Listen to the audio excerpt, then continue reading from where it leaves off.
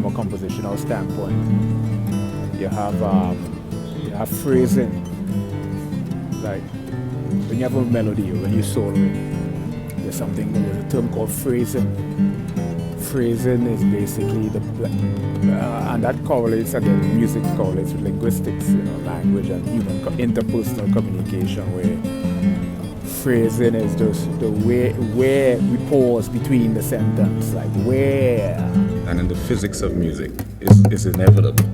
It helps you embody music as a whole far more effectively. Here's one of the phenomena in music is octaves. Why we hear octave? It turns out that we hear logarithmically, meaning that the human ear interprets sounds in increments. So when you hear A chord, primarily it's 440 hertz. That is the number of waves that occurs per cycle. Hertz was actually named after a person. When you double the frequencies, 440 hertz, you get 880. So you have. But I didn't have. Right, I mean, down,